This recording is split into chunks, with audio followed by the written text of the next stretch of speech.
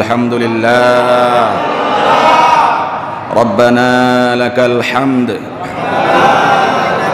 হামদান কাসীরান তাইয়িবান মুবারাকান ফীহি ইয়া রাব্বি লাকাল হামদু কামা ইয়ানবাগি লিজালালি ওয়াজহিক ওয়া লিআযীমি সুলতানিক। আজ থেকে 1454 বছর আগে এই পৃথিবীর মানুষগুলো ছিল অন্ধকারাচ্ছন্ন। নারী হয়ে জন্ম নেওয়া মানুষের ছিল না কোনো মূল্যবোধ, মর্যাদা। মেয়ে হয়ে, কন্যা হয়ে জন্ম হলেই তাকে জীবন্ত দাফন করা হতো। ওই সময়ে এমন নির্দয় বাবাদের আবির্ভাব এই বিশ্ব চরাচরে হয়েছিল। ছিল না মানব জাতির কোনো মূল্যবোধ, সম্মান, মর্যাদা, ছিল না নারী জাতির মর্যাদা। পাপের কালিমালিপ্ত এই ভূমণ্ডলের প্রত্যেকটি ধূলিকণা থেকে ঠিক ওই সময়ে আওয়াজ উঠত, শান্তি চাই, স্বস্তি চাই, মুক্তি চাই। ঠিক এমনই সময়ে মুক্তির দিশা নিয়ে, মুক্তির আলো নিয়ে এই বিশ্ব চরাচরে আসলেন বিশ্ব মানবতার মুক্তির দূত সৈয়দুনা কুদওয়াতুনা হাবিবুনা খলিলুনা মুহাম্মাদুর রাসূলুল্লাহ সাল্লাল্লাহু আলাইহি ওয়াসাল্লাম। তিনি আসলেন, স্বীকৃতি পেলেন রহমাতুল লিল আলামিন। তিনি আসলেন মানুষের কাছে, তিনি স্বীকৃতি পেলেন আল আমিন, আস-সুদুক, চিরসত্যবাদী, সদা সত্যবাদী একজন ব্যক্তিত্বে তিনি পরিণত হলেন। স্বীকৃতি পেলেন গোটা মানব জাতির কাছে, গোটা আরব গোষ্ঠীর কাছে এবং কুরাইশ গোত্রের প্রত্যেকটি মহলের কাছে। আল্লাহর হাবিব সাল্লাল্লাহু আলাইহি ওয়াসাল্লাম আলোর দিশা নিয়ে এই বিশ্ব চরাচরে আবির্ভূত হলেন। রাসূল সাল্লাল্লাহু আলাইহি ওয়াসাল্লাম শান্তির পয়গাম নিয়ে এই বিশ্ব চরাচরে আগমন করলেন। আল্লাহর হাবিব সাল্লাল্লাহু আলাইহি ওয়াসাল্লাম বিশ্ব মানবতার মুক্তির সনদ নিয়ে এই পৃথিবীতে আগমন করলেন। জোরে বলেন সুবহানাল্লাহ। ঠিক ওই সময়ের কথাই বলছি আমরা, যদিও ইতিপূর্বে আলোচনা করেছি বিগত বৎসরগুলোতে। আল্লাহর হাবিব সাল্লাল্লাহু আলাইহি ওয়াসাল্লাম এই পৃথিবীতে এসেছেন, উম্মতকে নিঃস্বার্থ ভালোবাসা বিলিয়ে দিয়েছেন।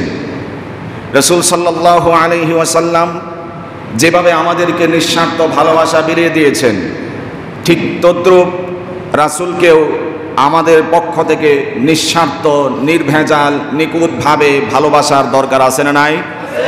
সেটাকে শুধু মুখে মুখে স্লোগানে না বাস্তবে?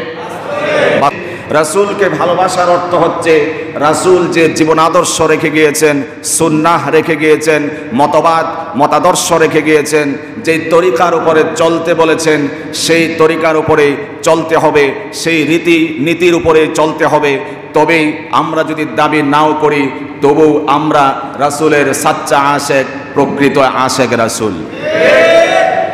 যদি এমনটি না হয়, স্লোগানে স্লোগানে রাসূল আপনাকে ভালোবাসি, যদি এমনটি না হয় শুধু দেয়ালে লিখনের মাধ্যমে রাসূলকে ভালোবাসা ইশক জাহির করি, তাহলে বাস্তবে যদি আমাদের ভিতরে রাসূলের ইশক, মুহাব্বত, ভালোবাসা না থাকে, তাহলে এই স্লোগানের দ্বারা শুধুমাত্র ভালোবাসা প্রমাণ হবে না, বরং এটি হবে ভালোবাসার নামে স্পষ্ট একটি ধোঁকাবাজি। আমরা স্লোগানে স্লোগানে ভালোবাসায় বিশ্বাসী না, আমরা বাস্তবে রাসূলের রেখে যাওয়া আমানত, সুন্নাহ, রীতি নীতি, তরিকার উপরে জীবনযাপন করব, তবেই আমরা প্রকৃতপক্ষে আশিক রাসূল। আমি প্রমাণ করব সময়ের সংক্ষিপ্ত পরিসরে। আল্লাহর হাবিব সাল্লাল্লাহু আলাইহি ওয়াসাল্লামকে যতক্ষণ পর্যন্ত নিজের চেয়ে, বাবা মার চেয়ে, সন্তান সন্ততির চেয়ে, পরিবার পরিজনের চেয়ে, এমনকি গোটা বিশ্বমণ্ডলের যত আসবাব রয়েছে এই সব কিছুর চেয়ে যদি আমি বেশি নবীকে ভালোবাসতে না পারি, তবে রাসূলের ভাষ্যমতে আমি প্রকৃত আশিক রাসূল হতে পারি নাই। রাসূল সাল্লাল্লাহু আলাইহি ওয়াসাল্লামের কাছে আমরা নবীর নাম শোনার পরে দরুদ পড়ব সাল্লাল্লাহু আলাইহি ওয়াসাল্লাম।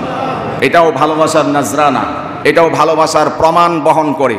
যতবার নবীর নাম শুনবো ততবারই যদি আমরা পড়তে পারি সাল্লাল্লাহু আলাইহি ওয়াসাল্লাম, সাথে সাথে আল্লাহ রাব্বুল আলামিন আপনার আমার আমলনামায় 10টি নেকি লিপিবদ্ধ করে দেবেন। পারবো নবীর উপর দরুদ পড়তে? আল্লাহ তৌফিক দিন, বলুন আমিন। বলছিলাম প্রকৃত আশিকে রাসূল কাকে বলা হয়? ইসলামের দ্বিতীয় খলিফা, খলিফাতুল মুসলিমিন হযরত ওমর রাদিয়াল্লাহু তাআলা আনহু, তিনি একবার তার প্রেম বিনিময় করার জন্য নবীর সৌহার্দ্যে আসলেন, সাহচর্যে আসলেন। রাসূল সাল্লাল্লাহু আলাইহি ওয়াসাল্লামের সামনে এসে তার প্রেম বিনিময় করলেন। ইয়া রাসূলুল্লাহ, আমি আপনাকে ভালোবাসি সব কিছুর চেয়ে। নবীজি বললেন, তুমি কি তোমার জীবনের চেয়ে, তোমার জানের চেয়ে তথা তোমার চেয়েও আমাকে বেশি ভালোবাসো? ওমর রাদিয়াল্লাহু তাআলা আনহু চিন্তা করে জবাব দিলেন, ইয়া রাসূলুল্লাহ, পৃথিবীর সব কিছুর থেকে, বাবা মার চেয়ে, আমার সন্তান সন্ততির চেয়ে, পরিবার পরিজনের চেয়ে, সব কিছুর চেয়ে বেশি আপনাকে ভালোবাসি, এটি রাইট। তবে আমার জানের চেয়ে আপনাকে বেশি আমি ভালোবাসি না। রাসূল সাল্লাল্লাহু আলাইহি ওয়াসাল্লাম জবাব দিলেন, ওমর, তাহলে তুমি প্রকৃত আশিক রাসূল হতে পারো নাই, তোমার ঈমান কমপ্লিট হয় নাই, পরিপূর্ণ হয় নাই। ওমর রাদিয়াল্লাহু তাআলা আনহু নিশ্চুপ নীরবতা পালন করলেন। কিছু সময় নীরব থেকে বললেন, ইয়া রাসূলুল্লাহ, এবার আমি আমার জীবনের চেয়েও আপনাকে বেশি ভালোবাসি। জোরে বলেন সুবহানাল্লাহ। এবার আল্লাহর হাবিব সাল্লাল্লাহু আলাইহি ওয়াসাল্লাম বললেন, নাআম আল আন, হ্যাঁ এবার ঠিক আছে। যতক্ষণ পর্যন্ত তোমার জীবনের চেয়ে আমাকে বেশি ভালোবাসতে না পারবা, ততক্ষণ পর্যন্ত পরিপূর্ণ ঈমানদার দাবি করার কোনো সুযোগ নাই। এবার আমাদের ক্যালকুলেশনের বিষয়, যাদের কানে আওয়াজ পৌঁছছে আমার এই হর্নের মাধ্যমে, মাইকের মাধ্যমে, তাদের কাছেও প্রশ্ন এবং নিজেদের কাছে নিজেরা প্রশ্ন রাখুন, আমরা কি সেই ওমরের মতো ভেবেচিন্তে জবাব দিতে পেরেছি যে আমার নিজের জীবনের চেয়েও আপনাকে বেশি ভালোবাসি? আসলে কি আমরা ওই রকম আশিকে রাসূল, ওই রকম প্রকৃত আশিকে রাসূল, নাকি যেখানে জিলাপি আছে, যেখানে ফ্রি বিরিয়ানি আছে, যেখানে খিচুড়ি আছে নবীর নামে, সেখানে আমরা হুমড়ি খাই, ভিড় করি? আমরা কি এমন আশিক নাকি জীবন দেওয়ার আশিক? এটি ক্যালকুলেশন করার বিষয় এখন আমাদের সময় এসেছে। চিন্তা করতে হবে ওমরের মতো আসলেই কি নিজের জীবনের চেয়ে বেশি ভালোবাসি কিনা। আল্লাহর হাবিব বললেন, লা ইউমিনু আহাদুকুম হাত্তা আকুনা আহাব্বা ইলাইহি মিন ওয়ালিদিহি ওয়া ওয়ালাদিহি ওয়ান নাসি আজমাইন। ততক্ষণ পর্যন্ত তোমরা কামেল ঈমানদার হতে পারবা না, কমপ্লিট মুমিন হতে পারবা না, যতক্ষণ পর্যন্ত তোমার পরিবার পরিজনের চেয়ে, সন্তান সন্ততির চেয়ে, পিতা মাতার চেয়ে, পৃথিবীর সব কিছুর চেয়ে, এমনকি নিজের জীবনের চেয়েও যতক্ষণ পর্যন্ত আমি রাসূলকে বেশি ভালোবাসতে না পারবা, ততক্ষণ পর্যন্ত তোমরা পরিপূর্ণ ঈমানদার হতে পারবা না। এবার প্রশ্ন, আমরা কি আসলেই প্রকৃত ঈমানদার হতে পেরেছি কি না? এটি হচ্ছে যার যার অন্তরাত্মার কাছে প্রশ্ন, যে আমি কি আসলেই রাসূলকে ভালোবাসি? এটি কি শুধুমাত্র মুখের দাবি, স্লোগান, দেয়াল লিখন, নাকি বাস্তবেও আমি রাসূলের রীতি নীতি, আদর্শ, মতাদর্শ, মতবাদকে এবং তরিকাকে মেনে চলছি কি না? এটি হচ্ছে ক্যালকুলেশনের বিষয়। আপনারা জানেন আরবি কোন মাস চলছে বর্তমানে?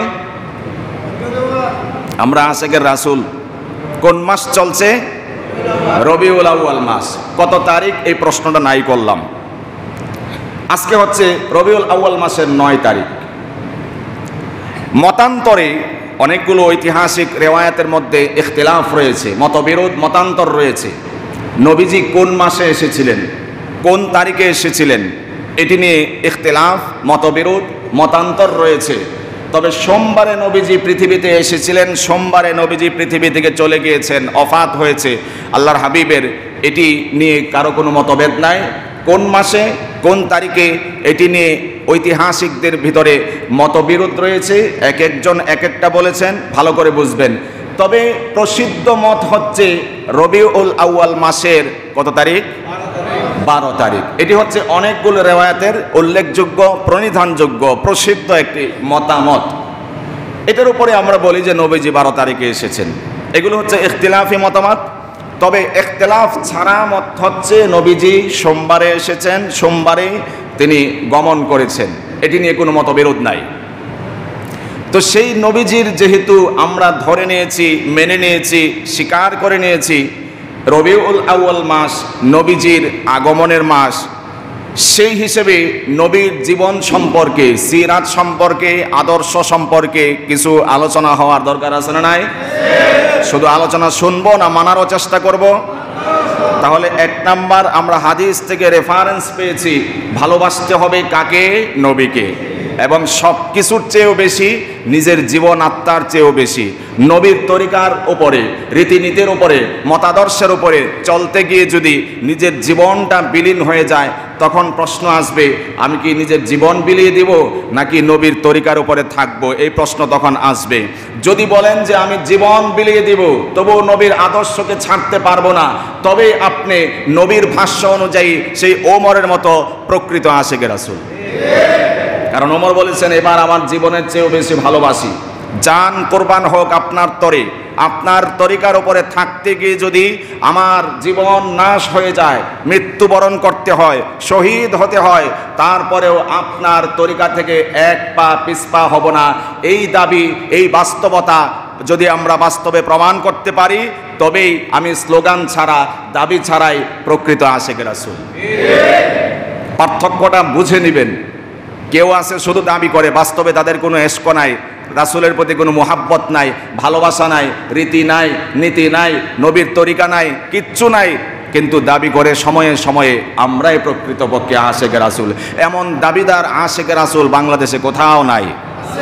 আওয়াজ করে বলেন।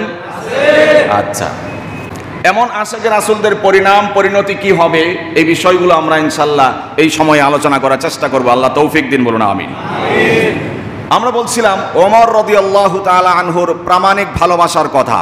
তিনি তার ভালোবাসা কিভাবে প্রমাণ করেছেন নবীর সামনে, নবী তাকে কিভাবে স্বীকৃতি দিয়েছেন, এই বিষয়টি আমরা তুলে ধরেছি। এইভাবে যদি নবীকে ভালোবাসা যায় তবেই আমরা প্রকৃতপক্ষে আশিকে রাসূল। আর যদি শুধুমাত্র দাবি, শুধুমাত্র স্লোগান, শুধুমাত্র দেয়াল লিখন এভাবে যদি হয়, তাহলে এটা হবে ধোঁকাবাজি, বাস্তবে গ্রহণযোগ্য এলাও ভালোবাসা এটি হতে পারে না। তো যারা শুধুমাত্র দাবি করে, বাস্তবে নিজের জীবনে রাসূলের সুন্নাহ নাই, নিজের ঘরে রাসূলের সুন্নাহ নাই, নিজের সংসারে নবীজির সুন্নাহ নাই, নিজের সমাজে নবীজির সুন্নাহ নাই, রাষ্ট্রে সুন্নাহ নাই, এমন ব্যক্তিরা যদি দাবি করে আশিকে রাসূল, তাহলে এটা গ্রহণযোগ্য আশিকে রাসূলের প্রমাণ হতে পারে না। প্রমাণ যে হতে পারে না, আর একটা এক্সাম্পল আপনাদের সামনে তুলে ধরছি। আল্লাহর হাবিব সাল্লাল্লাহু আলাইহি ওয়াসাল্লাম এই পৃথিবীতে যখন এসেছিলেন, সর্বপ্রথম মা, জন্মদাতা মা, যেহেতু তিনি পৃথিবীতে আগমনের আগেই অনেক অলৌকিক ঘটনা প্রকাশ পেয়েছে, এমন একজন সন্তানকে যেই মা জন্ম দিয়েছেন বা দিতে যাচ্ছেন, সেই সন্তান যখন পৃথিবীর বুকে আগমন করলো, তার মা কি খুশি হবেন না নারাজ হবেন? যার পর নাই খুশি হবেন যে এমন সন্তানের মা আমাকে আল্লাহ বানিয়েছেন। অবশ্যই যার পর নাই খুশি হওয়ার কথা। কথা বলেন। খুশি হলেন দাদা আব্দুল মুত্তালিব, কিন্তু জন্মদাতা বাবা যিনি, নাম কি যেন বাবার নাম? আব্দুল্লাহ।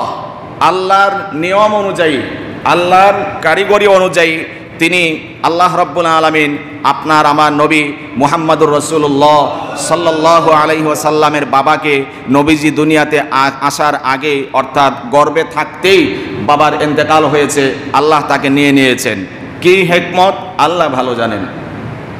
যার কারণে বাবার আনন্দ কোনো মুহূর্ত যেটি হওয়ার কথা ছিল, বাবা সেটি উপলব্ধি করতে পারেননি, দেখে যেতে পারেননি। উপলব্ধি করেছেন, অনুভব করেছেন তার জন্মদাতা মা আমেনা, এবং উপলব্ধি করেছেন তার গার্ডিয়ান, অভিভাবক, মুরব্বী, জিম্মাদার আব্দুল মুত্তালিব দাদা। কথা বলেন। আব্দুল মুত্তালিব তিনিও সেটিকে উপলব্ধি করেছেন, এমন এক নাতির দাদা আমি হতে পেরেছি, কত খুশ খবর, কত সৌভাগ্যের বিষয়।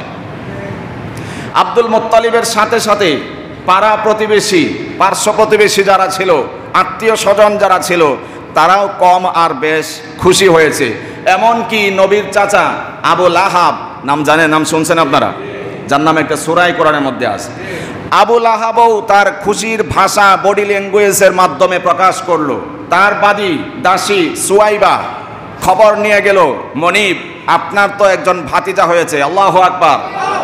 সাথে সাথে আবুল আহাব এই সংবাদ পাওয়ার পরে এত বেশি খুশি হয়েছে, আনন্দে উল্লাসিত হয়েছে, ইশারা করে, আঙ্গুলের মাধ্যমে ইশারা করে সাথে সাথে নবীর জন্মের সংবাদদাতা বান্দি সুয়াইবাকে আজাদ করে দিয়েছে। সুবহানাল্লাহ।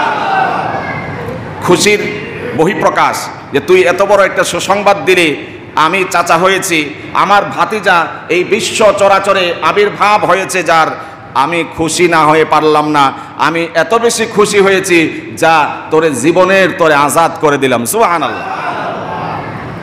কিন্তু আসলেও কি এটি সত্যিকার অর্থে ভালোবাসা ছিল? আওয়াজ করে বলেন। এটা প্রমাণ করছি।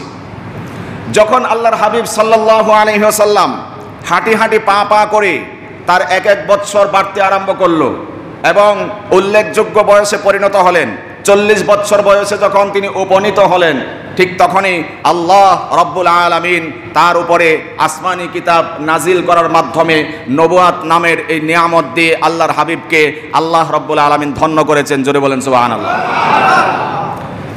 যখন আল্লাহর হাবিবের উপরে কোরআন নাজিল হলো, তিনি নবুয়াত প্রাপ্ত হলেন, আল্লাহর হাবিবের উপরে তখন সুস্পষ্টভাবে প্রকাশ্যে ইসলামের দাওয়াত দেওয়ার অনুমোদন ছিল না। নবীজি প্রথম 3টি বৎসর গোপনে গোপনে দাওয়াত দিলেন, যাকে মুনাসিব মনে করলেন, উপযুক্ত মনে করলেন, তার দ্বারস্থ হলেন, ইসলামের দাওয়াত প্রেজেন্ট করলেন। ইয়া আইয়ুহান নাস কুলু লা ইলাহা ইল্লাল্লাহ তুফলিহু, ও মানব মণ্ডলী, মানব সকল, আমি বলছি শোনো, বলো তোমরা লা ইলাহা ইল্লাল্লাহ, এই কথার সাক্ষ্য যদি দিতে পারো, অন্তর আত্মায় যদি ইয়াকিন আর বিশ্বাস করতে পারো, আমি তোমাদেরকে বলছি তুফলিহু, দুনিয়া আখেরাত উভয় জগতে তোমরা সফল কাম হয়ে যাবে। 3টি বৎসর পর্যন্ত নবীজি এভাবে আড়ালে আড়ালে যাকে উপযুক্ত মনে করলেন, নীরবে নিরালায় গোপনে গোপনে দাওয়াত দিলেন।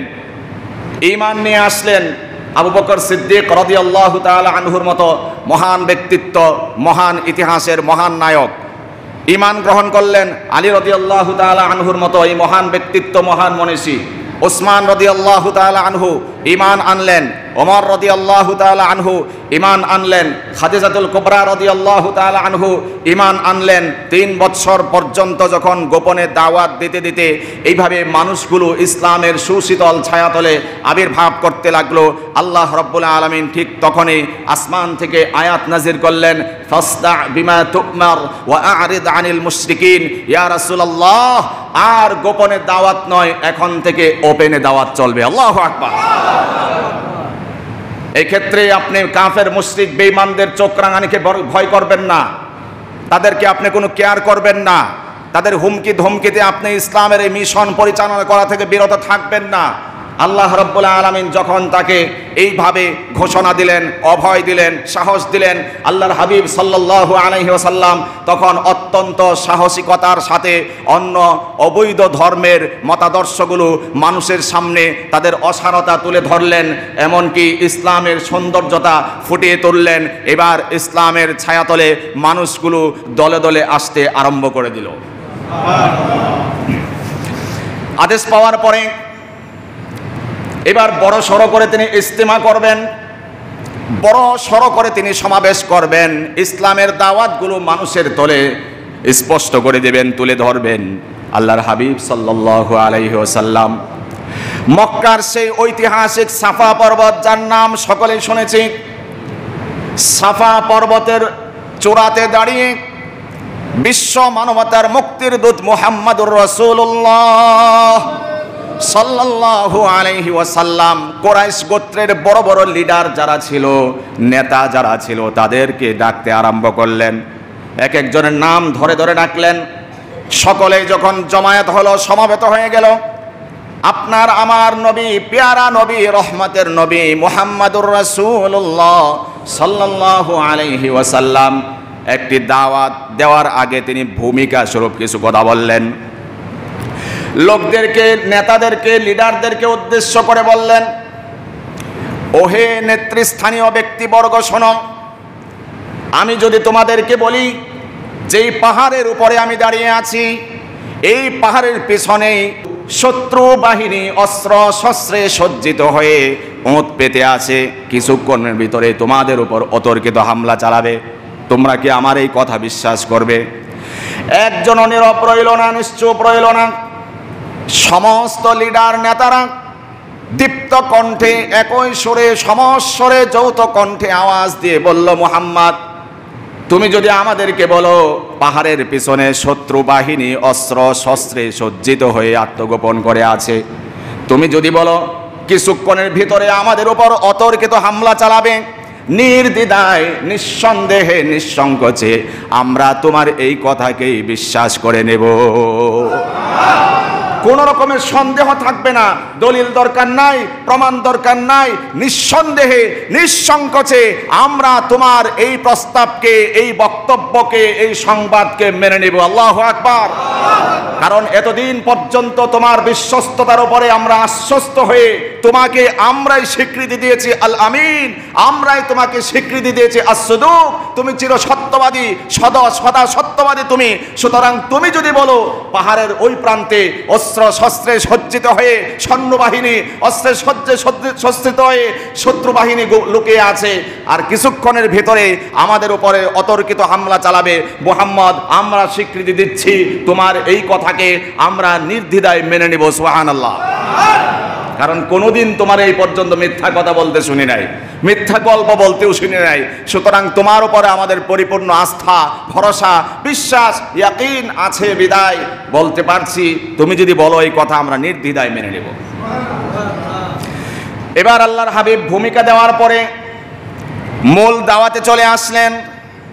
নবীজি সকল নেতৃস্থানীয় ব্যক্তিবর্গকে উদ্দেশ্য করে বললেন, যেই অন্ধ ধর্ম মতাদর্শের বিশ্বাসে বিশ্বস্ত হয়ে তোমরা আদর্শ লালন করছো, তোমরা তোমাদের হৃদয়ে যেই অসার ধর্মের লালন তোমরা করছো, এই আকীদায় বিশ্বাস থেকে যদি তোমরা বেরিয়ে আসতে না পারো, আমি কসম করে বলছি আল্লাহর নামে অচিরেই তোমাদেরকে আল্লাহ শাস্তিতে নিমগ্নিত করবেন। শুধুমাত্র আল্লাহ তোমাদেরকে শাস্তি দিতে এমন নয়, কাল কিয়ামতের ময়দানে যদি দুনিয়াতে থাকতে ঈমান নামের এই নিয়ামত যদি গ্রহণ করতে না পারো, আল্লাহর কসম করে বলছি জাহান্নামের আগুন থেকে তোমরা রেহাই পাবা না। এই কথা বলার পরে, ইসলামের দাওয়াত প্রচার আর প্রসার করার পরে কুখ্যাত আবুল আহাব, যে জন্মের সময় নবী জন্মের আগমনে খুশি হয়ে আনন্দিত হয়ে হাতের ইশারায়, আঙুলের ইশারায় খুশি হয়ে বাদী আজাদ করে দিয়েছিল, এই কুখ্যাত আবুল আহাব যখন তার স্বার্থে আঘাত লাগলো, ইসলামের দাওয়াত তার কানে পৌঁছে গেল, তাওহীদের দাওয়াত কানে পৌঁছল, একত্ববাদের আওয়াজ যখন তার কর্ণকুহরে পৌঁছে গেল, আর সহ্য করতে পারল না, বড় বড় একটি পাথর খণ্ড হাতে নিয়ে নবীকে মারার জন্য উদ্যত হলো। জোরে বলেন নাউজুবিল্লাহ।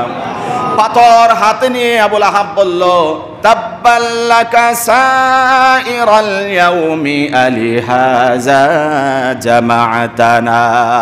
মুহাম্মদ, এই অধর্মের কথা শোনানোর জন্যই, অথর্ব কথা শোনানোর জন্যই, অহেতুক অযথা কথা শোনানোর জন্যই তুমি কি আমাদেরকে এখানে সমবেত করেছো? এই কথা বলতে বলতে পাথরটা মারার জন্য সে উদ্যত হলো, আর বদদুয়া করলো, অভিশাপ দিল, আমার এই সময়কে নষ্ট করার অপরাধে তোমার সারাদিন আজকে বরবাদ হয়ে যাক। আল্লাহ রব্বুল আলামিন আর সহ্য করলেন না, দীপ্ত কণ্ঠে প্রতিবাদ জানালেন। আল্লাহ রব্বুল আলামিন বললেন, তাব্বাত ইয়াদা আবি লাহাবিন ওয়া তাব্বা মা আগনা আনহু মালুহু ওয়া মা কাসাব। আবু লাহাব, আমার প্রিয় হাবিব, আমার পেয়ারা হাবিব, রহমতের নবী মুহাম্মাদুর রাসূলুল্লাহ সাল্লাল্লাহু আলাইহি ওয়াসাল্লামের দিন, সময়, মুহূর্ত কিছুই শেষ হবে না, বরং আমি আল্লাহ ঘোষণা দিলাম তুমি সহ তোমার গোটা গোষ্ঠী শুদ্ধ, দুনিয়া আখিরাত তোমাদের উভয়টাই বরবাদ হয়ে গেল, বরবাদ হয়ে গেল। তোমার এই আখিরাত, তোমার এই দুনিয়া আখিরাত, এই উভয় জগৎ তোমার বরবাদ হয়ে গেল। আমার নবীর বিন্দু পরিমাণ কিছু হবে না, তার এই দিনের কোনো ক্ষতি হবে না, দিন বরবাদ হবে না, সময় নষ্ট হবে না, বরং তুমি যে পাথর নিলা, এই ইসলামের আওয়াজকে, ইসলামের জাগরণকে, ইসলামের এই কণ্ঠকে স্তব্ধ করে দেওয়ার জন্য তুমি যে পাথর খণ্ড হাতে নিয়েছো, নবী মুহাম্মদের কিছু হবে না, ইসলামের কিছু হবে না, কোরআনের কিছু হবে না, কোরআনের আওয়াজের কিছু হবে না। না, বরং তুমি সহ গোটা গোষ্ঠীকে আমি আল্লাহ রাব্বুল আলামিন দুনিয়া আখিরাতে ধ্বংস করে দিব। আল্লাহু আকবার। এরকম আবুল আহাব এখন আর নাই? আওয়াজ করে বলেন। যারা কোরআন আর সুন্নাহর আলোচনা যখন হয়, তাফসীরুল কোরআনের মাহফিল যখন হয়, বক্তার মাইক কেড়ে নেয়, বক্তার প্রতি মারমুখ আচরণ করে, এমন আবুল আহাব মানুষ আছে না নাই?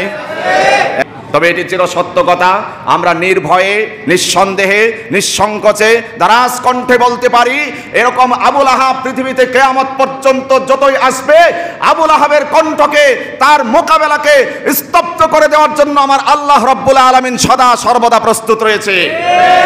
আল্লাহ রাব্বুল আলামিন চ্যালেঞ্জ করেছেন, কাফের মুশরিক বেঈমান শুনে রাখো, কাফেররা শুনে রাখো, ইউরিদুনা লিইউতফিউ নূরাল্লাহ, আমি আল্লাহ ইসলামের যেই চেরাগকে প্রজ্বলিত করেছি, তোমাদের যদি জ্বালা পোড়া হয়, কষ্ট হয়, সহ্য না হয়, জ্বলে পুড়ে ছারখার হয়ে যাও, আমি আল্লাহ রাব্বুল আলামিন যেই চেরাগকে প্রজ্বলিত করেছি, দিনে দিনে, সময়ে সময়ে, ক্ষণে ক্ষণে, ধাপে ধাপে সেই ইসলামের আলোকে আরো বেশি প্রজ্বলিত করে দিব। আল্লাহু আকবার।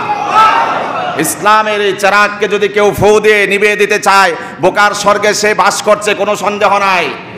যাদেরকে আমরা দেখতাম যখন এই ইসলামের সঠিক কথাগুলো প্রেজেন্ট করা হতো, কোরআন খুলে খুলে কোরআনের সঠিক কথাগুলো যখন তুলে ধরা হতো জাতির সামনে, যখন তার স্বার্থে আঘাত লাগতো, দুর্নীতির বিরুদ্ধে, জুলুমের বিরুদ্ধে, অন্যায়ের বিরুদ্ধে, অবিচারের বিরুদ্ধে যখন ব্যগ্র কণ্ঠে ওলামায়ে কেরাম গর্জন দিয়েছেন, ঠিক তখন এই মানুষগুলো ওলামায়ে কেরামের কণ্ঠকে চেপে ধরার জন্য সামনের দিকে অগ্রসর হয়েছে।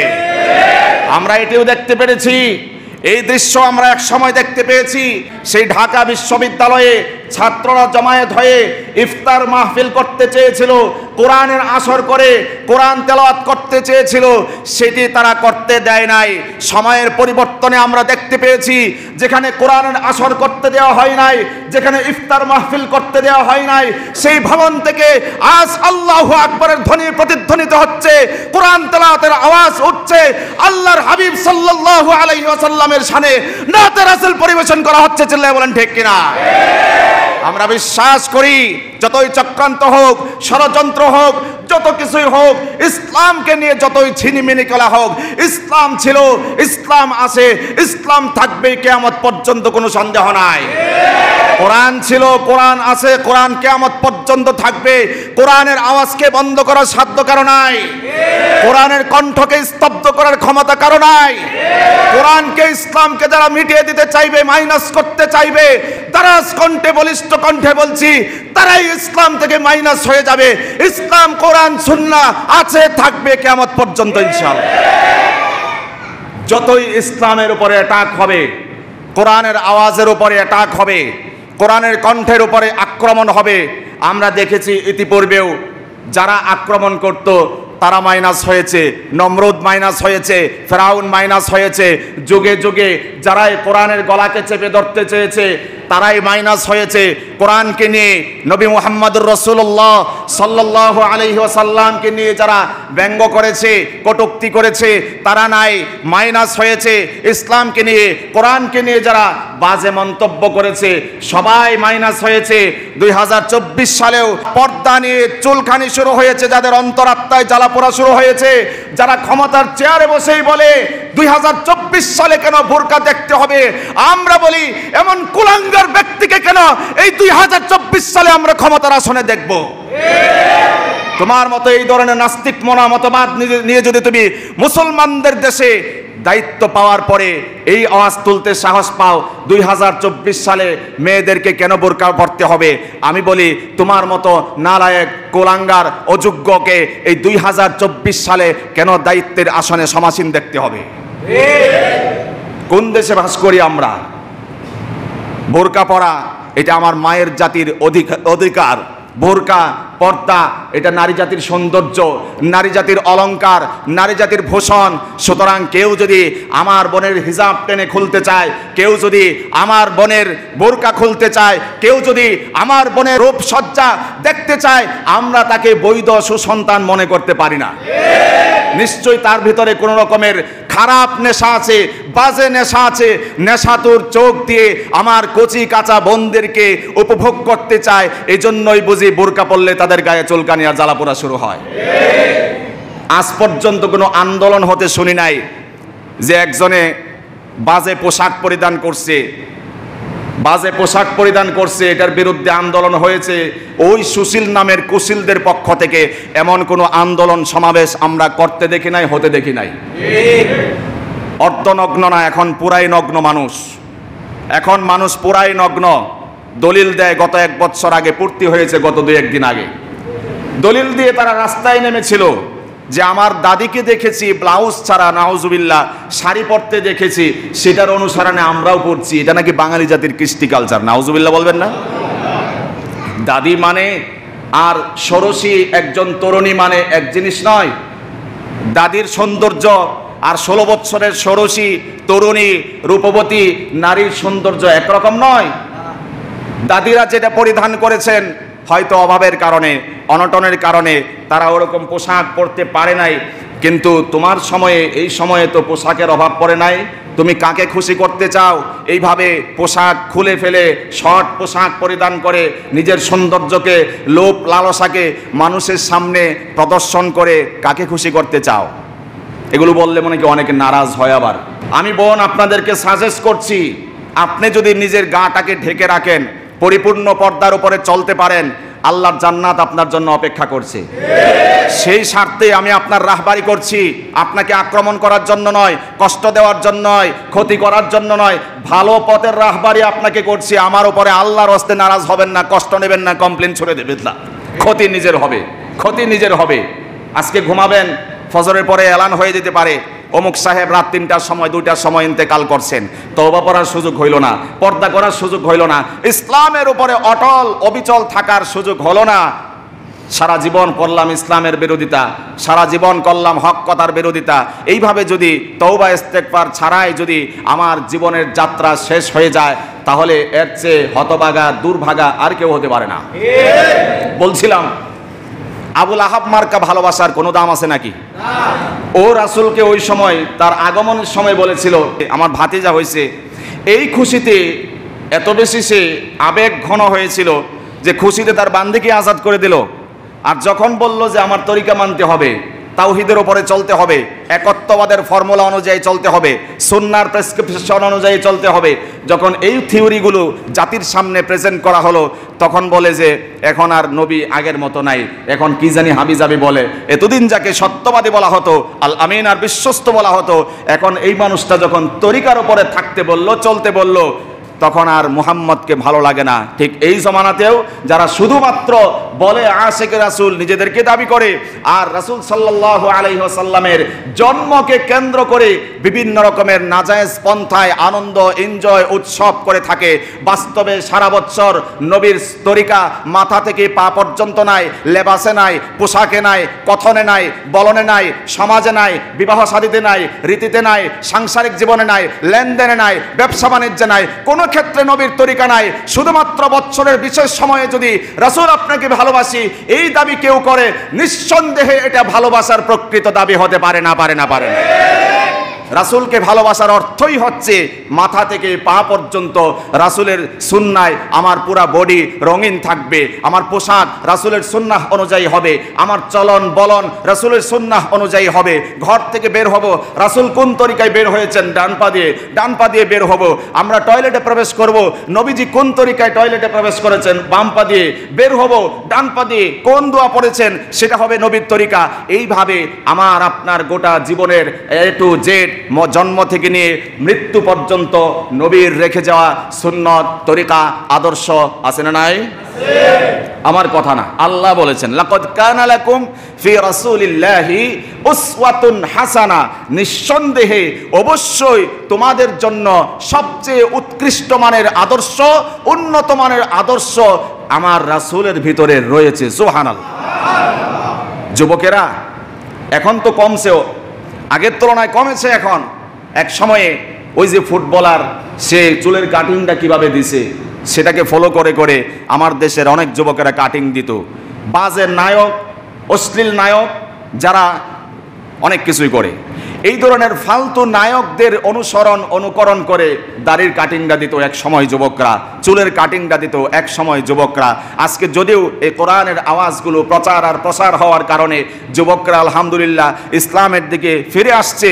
এজন্য বলছি, তোমাদের উত্তম আদর্শ মেসির কাছে নয়, উত্তম আদর্শ রোনালদোর কাছে নয়, উত্তম আদর্শ কোন সিনেমার নায়কের কাছে নয়। আল্লাহ বলেছেন তোমার উত্তম আদর্শ নিহিত লুকিয়ে আছে বিশ্ব মানবতার মুক্তির দূত মুহাম্মদুর রাসূলুল্লাহ সাল্লাল্লাহু আলাইহি ওয়াসাল্লামের ভিতরে।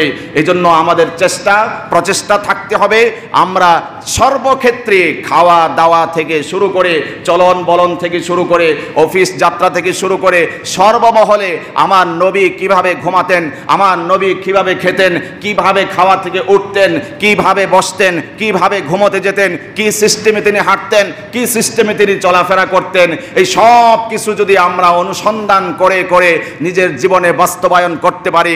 রাসূল বলেছেন কুল্লু উম্মতি ইয়াদখুলুনাল জান্নাহ ইল্লা মান আবা। নবীজি বলেছেন আমার উম্মতেরা নিঃসন্দেহে জান্নাতে যাবে, তবে একদল উম্মত আমার উম্মত হয়েও জান্নাতে যাবে না। কিলা মান আবা ইয়া রাসূলুল্লাহ। সাহাবীরা প্রশ্ন করলেন তারা কারা?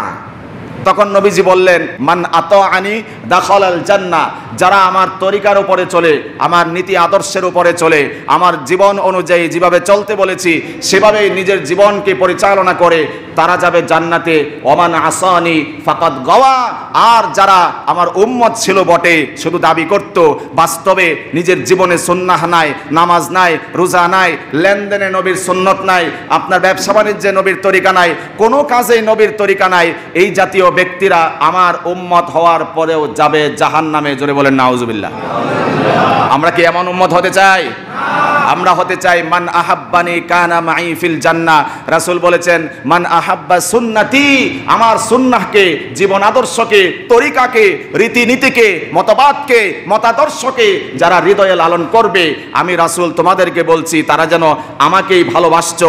আর ওয়ামান আহাব্বানি কানা মাই ফিল জান্নাহ, যারা এই দুনিয়াতে সুন্নাহর রঙে রঙিন হয়ে আমার ভালোবাসায় প্রেমে নজরানা দিতে পারবা, আমি তোমাদেরকে কথা দিয়ে গেলাম কাল কিয়ামতের ময়দানে জান্নাতে তোমরা আমার সাথেই বসবাস করবে। আরো জোরে বলেন। নবীর সাথে হাসর নাসর হওয়া এটা কি ছোটখাটো কোনো কথা নাকি? এই আশা আছে আমাদের সবার। আল্লাহ আমাদের সবার যেন রাসূলের সাথে একসাথে হাসর নাসর হয় তৌফিক দিন, বলুন আমিন। ওয়া আখিরু দাওয়ানা আনিল হামদুলিল্লাহি রাব্বিল আলামিন।